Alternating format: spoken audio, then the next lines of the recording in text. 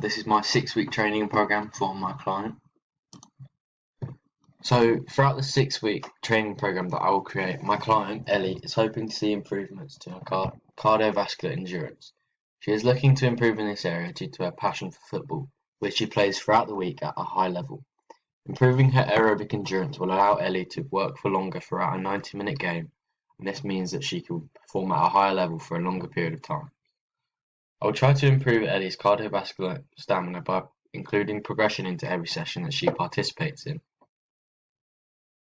By adding progression into the program, it will make every session slightly more challenging, and this will help to improve the outcomes that Ellie will hopefully experience.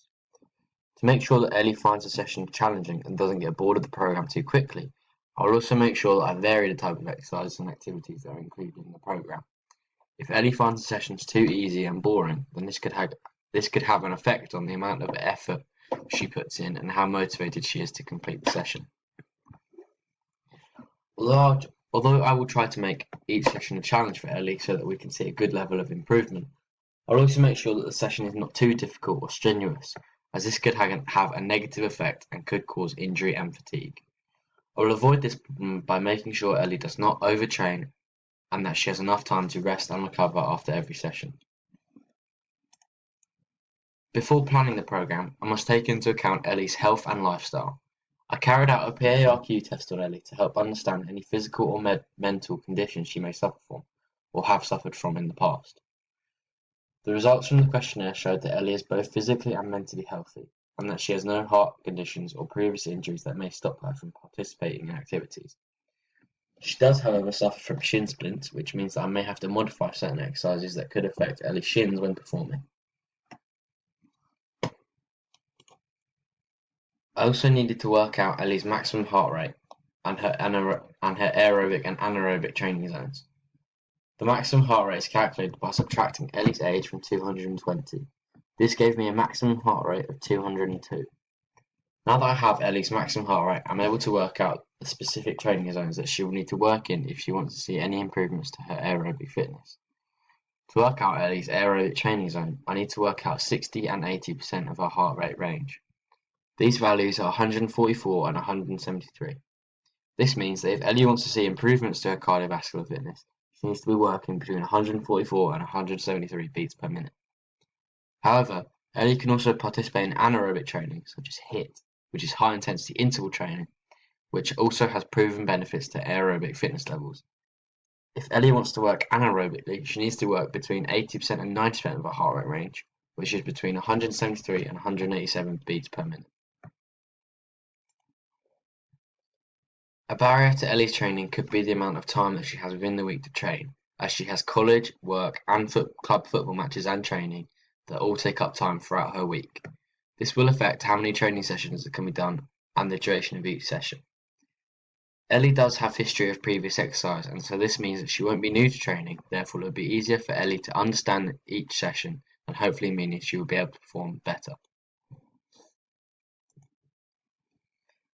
Each training session that Ellie participates in will include all the important features that any good session needs. This includes a 3-part warm-up, a core activity, and a warm-down.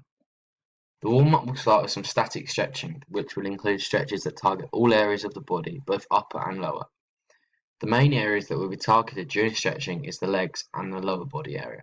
This is because these are where the more dominant muscles are used during a football match, and so it is more important to keep a good level of pliability with the leg muscles, such as the hamstrings, calves, and quadriceps.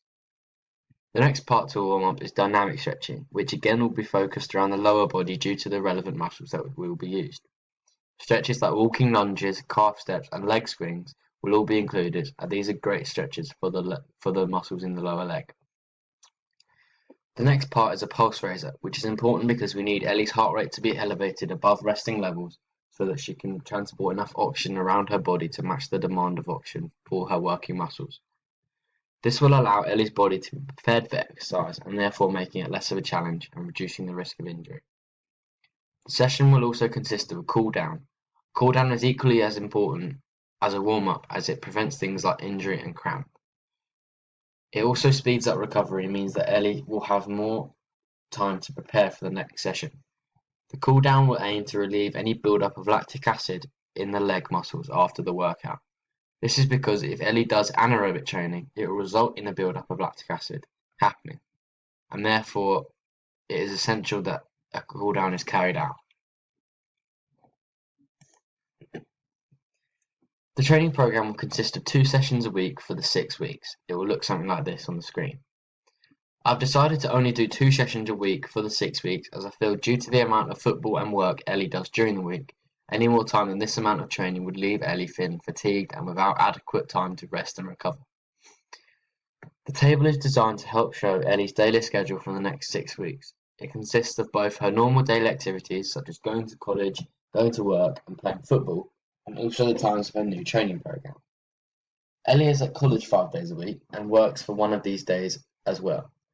In addition to this, she plays football 2 to 3 times a week, and so the training sessions need to be planned around her normal daily schedule.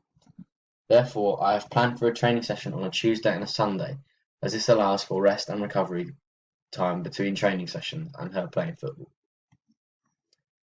To add progression into the program, every 2 weeks the sessions will gradually get harder, and so theoretically the final 2 weeks of the training session will be a big increase in intensity and duration from those on the first 2 weeks. This will give Ellie more of a chance of getting a better outcome and bigger difference in aerobic fitness.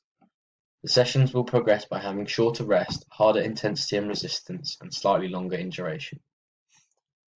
The sessions will also change every 2 weeks so that Ellie doesn't get bored of the exercise or activity she is doing. This will mean that Ellie experiences new challenges every week and therefore is more likely to put in maximum effort. When we break down the training sessions into every 2 weeks, we can see that in week 1 and 2, the training session on a Tuesday will consist of a 20-minute continuous training session. I feel a 20-minute run will be a great start to the session as it does not require any specific equipment and will be a relatively easy task for Ellie due to her experience within exercise and football. A 20-minute run whilst working in her aerobic training zone, which is 60 to 80% of her heart rate range, will be a good start to the program and will help to start the improvement of Ellie's aerobic fitness. I feel that 20-minute time frame is also good because of the other physical activity that Ellie is required to do during the week. A 20-minute run on a Tuesday will be enough because Ellie has football on the next day and so will need time to rest and recover. If the Tuesday session is too intense and Ellie is pushed too hard, her body will not have enough time to rest and recover, and the performance in football the next day will ultimately suffer. The training session on a Sunday for the first 2 weeks will consist of an anaerobic training session on an exercise bike. This will consist of interval training periods where Ellie is required to work maximally for short periods of time with rest. The session will involve Ellie cycling for 40 seconds at a steady pace, with minimal resistance, and then sprint cycling for 20 seconds with high resistance. Repeating this for 15 to 20 minutes will not only help to improve Ellie's anaerobic fitness, but will also improve cardiovascular fitness.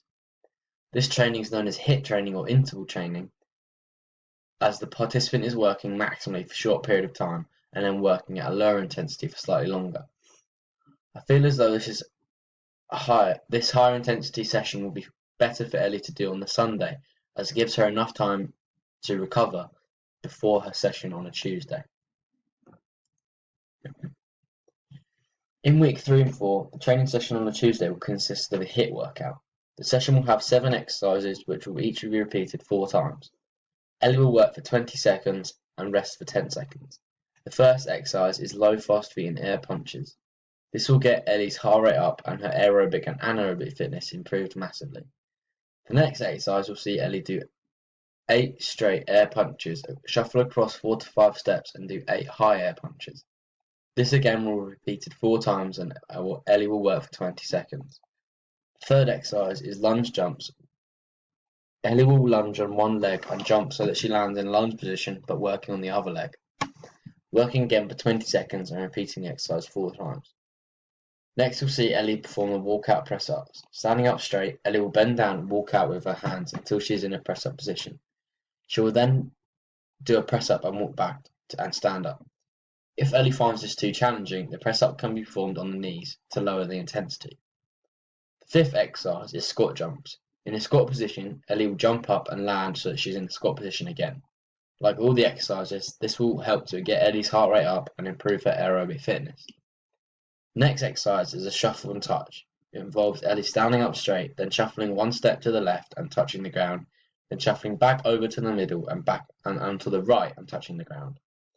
The last exercise focuses more on the core but will still help Ellie achieve her targets. In a plank position, which can also be performed on the knees if it's too challenging, Ellie will move into a press-up position and then back down into a plank. This exercise really targets the core and will make Ellie's core much stronger. The overall session will help make Ellie's heart rate increase above resting levels and get her aerobic fitness up. The session on a Sunday will consist of Tabata-style exercises. The session will have 3 exercises, which will be star jumps, burpees, and high knees running on the spot. Tabata training is an intense form of HIIT training where Ellie will work for 20 seconds and rest for 10 seconds. This means that Ellie will do as many star jumps, burpees, and high knee running as she can in 20 seconds, then rest for 10 seconds. Repeating this circuit anywhere from 3 to 5 times will be a great and effective cardio workout and will help Ellie to improve her cardiovascular fitness. If Ellie isn't tired at the end of the session, next week the time will be increased to 30 seconds and work and 15 seconds rest. This will make it more challenging and will involve Ellie working in a higher training zone, meaning that her heart rate will increase even more above resting level. The higher intensity style of workout will lead to Ellie being required to work harder, but will speed up the time it takes for improvements to be seen. In week 5 and 6, the training session on a Tuesday will consist of another session of interval training, this time on a treadmill. The session will start with Ellie walking on a treadmill for 20 seconds. The pace will then be increased to a jog run for another 15 seconds, and finally a sprint for 10 seconds. The circuit will be repeated 5 times and it will help to increase Ellie's heart rate and improve her aerobic fitness. The training session on a Sunday will be a swim, which is a different variation of exercise which will also help to improve Ellie's cardiovascular stamina. The session will be timed and it will require Ellie to swim 100 meters in the quickest possible time. This will then be recorded and the next session will see Ellie try and beat that time. This adds more fun and a challenge aspect into the session, as the challenge will be to try and beat her previous time to complete the 100-meter swim. Swimming is another variation of activity that is non-weight bearing and great for improving cardiovascular endurance. In terms of short and long-term adaptations that Ellie can expect to see throughout her session, some of the short-term adaptations include an increase in heart rate, meaning that her heart beats more per minute, an increase in stroke volume, meaning that more blood is ejected from the heart per beat, meaning that more blood is being transported to our muscles, an increased cardiac output, meaning that more blood is ejected from the heart each minute, again meaning more blood is being transported to our working muscles. More blood flow to muscles because they demand more blood, meaning that blood is shunted away from our digestive organs, our kidneys, our liver, and instead taken to our skeletal muscles. Our blood becomes more acidic due to hydrogen ions in our blood, which are produced as a byproduct of carbon dioxide. In terms of long-term adaptations, Ellie's resting heart rate will decrease because the heart can work more efficiently and doesn't have to beat as many times per minute. Her stroke volume at rest will also increase due to her heart being more efficient, and this means that more blood is pumped out each beat. Improved circulation due to an increase in capillaries or capillarization, meaning more blood can be transported easily around the body. Ellie's blood pressure will decrease due to her vessels being wider and blood being thinner, meaning it can pass through the vessels easier and therefore reduces the pressure on the vessel walls.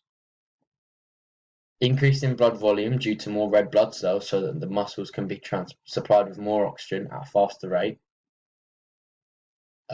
Ellie's myocardium, which is the heart muscle, will become stronger, meaning that the heart muscle increases in size and strength, providing a more efficient heart. Ellie's blood vessels will become more elastic or pliable, meaning that more oxygen and glucose can be taken to her muscles at a faster rate.